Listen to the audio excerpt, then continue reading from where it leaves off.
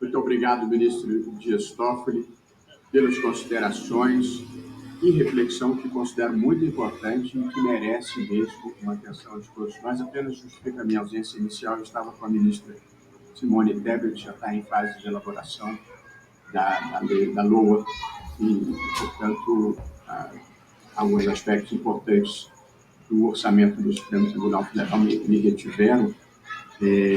E reiterei a Sua Excelência o absoluto compromisso do Supremo Tribunal Federal e do Judiciário Federal com a responsabilidade fiscal e com a preservação dos limites do arcabouço fiscal, mas apenas discutindo detalhes importantes que envolvem desde a segurança do tribunal até as questões de custeio geral. Só para justificar, mas tive a oportunidade de ler o voto do ministro Toffoli e me sensibilizando com muitos dos pontos trazidos por Sua Excelência.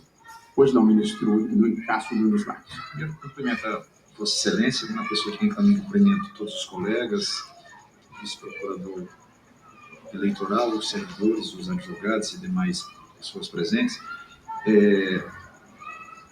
A discussão, senhor presidente, gira em torno nem de uma divergência. No meu voto, eu trago todo esse histórico feito pelo ministro Dias Toffoli, inclusive da manifestação de Vossa Excelência dentro do corpo do voto, da divergência de Sua Excelência, ministro Dias Toffoli, da adesão feita pelo ministro Alexandre de Moraes, e digo no meu voto. Sendo assim, na linha do que já assentaram os ministros Luiz Roberto Barroso, Dias Toffoli e Alexandre de Moraes, também registro, como alter dictum apenas, que não colherão êxito eventuais cobranças feitas pelo INSS em face dos segurados e sucessores, referentes a valores recebidos a maior até a data de 5 de abril de 2024, em decorrência de decisões favoráveis à revisão da vida toda. Então, já assentado dentro da irrepetibilidade, o que traz como proposta do Toffoli é nós deslocarmos essa assertiva de dentro do corpo do voto para a parte dispositiva, para trazer uma maior clareza e a questão dos honorários. E a questão dos honorários, que eu não tinha avaliado, mas com certeza teremos um pouco mais de tempo. Cássio, se não me falha a memória, o advogado-geral da União, da tribuna, se comprometeu a abdicar dos honorários de sucumbência e custas processuais nas ações relacionadas à revisão da vida toda. Portanto, o ministro... Mas aí temos essa questão dos honorários, a questão do controle, quem foi da máquina administrativa sabe que é difícil, e a questão das custas é uma lei. Como é que o procurador federal vai abrir mão? Então, se não tiver uma ordem daqui do Supremo que desonere o procurador dessa sua obrigação de dever de ofício, reconhecendo, então, que esses segurados não terão que pagar as custas processuais nem os honorários, realmente isso não terá fim. Acho explicitar na decisão o compromisso está melhor. Claro, ministro presidente, apenas que eu concordo integralmente com essa visão. Eu apenas me preocupei com excepcionalmente porque viragens jurisprudenciais, infelizmente, acontecem. E, portanto, só a mudança de jurisprudência não é razão suficiente para. Mas, no voto do ministro Toffoli, não é razão suficiente para dispensar os honorários. Sim. Porque... e por isso que eu indaguei e concordo com a conclusão do excepcionalmente, para ficar claro que são os dados econômicos que Sua Excelência o ministro Toffoli trouxe, quanto à média dos benefícios, etc., para deixar claro que isto não vai acontecer, porque é o risco da atividade. Quem demanda pode ganhar, pode perder. Mas nesse caso concreto, eu estou de acordo. Apenas, ministro Cássio, talvez agregando isso. O excepcionalmente, em face do perfil dos segurados, para evitar que isso vire um precedente, né, chamemos. Muito bem, ministro Cássio, continua para falar. Presidente, você já está colhendo o voto, eu ajusto o meu voto, né, deslocando da parte dos fundamentos para a parte dispositiva, e também acolho a sugestão do ministro Flávio Dino, porque é uma justificativa. Nós estamos diante do jurisdicionado mais hipossuficiente que tem, que é o beneficiário da Previdência, que está tentando buscar algo que era até então plausível. Então, eu estou de acordo com a... Então, agora, senhor presidente, eu reajusto meu voto para acompanhar o relator. O relator. Aqui, nos embargos de declaração, Vossa Excelência havia pedido vista, ministro. Era destaque. Destaque. Há votos divergentes nos embargos de declaração? Com os reajustes, não. Eu acho Penso que não. Ministro André tampouco, ministro Caio. Eu posso proclamar? Temos fora para modular. Estou de acordo, senhor presidente. Então, o ministro Luiz Fux, é que nós sentimos muita falta de Vossa Excelência presencialmente aqui. Recebo essa falta. Vossa Excelência acompanha, Estou de acordo. Portanto, nós estamos dando provimento em parte aos embargos de declaração para fazer a modulação nos termos do relator. Portanto, proclamo o resultado. O tribunal, por unanimidade, acolheu parcialmente os embargos para fins de modulação de efeitos da decisão nos termos do voto do relator. Muito obrigado. Ministro Toffoli, muito importante essa participação de Vossa Excelência, clarificando esses pontos que acho que ficaram melhor lançados agora na decisão. Agradecendo a presença de todos, declaro encerrada a sessão.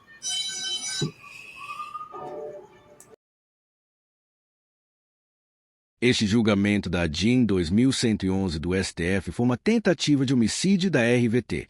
Sim, tentativa, porque o crime não se consumou, porém mandou a revisão da vida toda para a UTI. É obrigação de todos nós aposentados trazê-la de volta à vida. Um escândalo gigante no INSS. A Polícia Federal descobriu um esquema que desviou mais de 6 bilhões de reais das contas de aposentados e pensionistas. Sindicatos e associações faziam descontos ilegais nos benefícios. Carrões como Rolls-Royce, Ferrari e Porsches, motos de corrida, joias, obras de arte, dólares e euros. Uma parte do que foi apreendido pela PF, com suspeitos de integrar uma quadrilha acusada de desviar mais de 6 bilhões de reais de aposentados e pensionistas. O presidente do INSS, Alessandro Stefanuto, foi primeiro afastado do cargo por decisão judicial.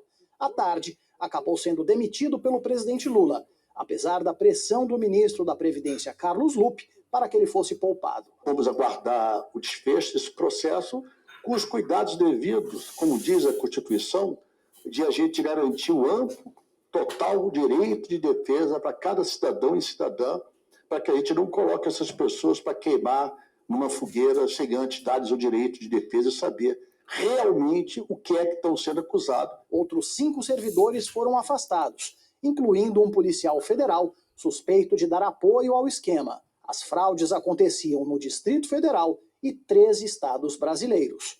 Durante anos, os sindicatos ou associações cobravam de R$ 5 a R$ 50 reais por mês de aposentados e pensionistas. Para isso, conseguiam autorização do INSS para os chamados descontos associativos.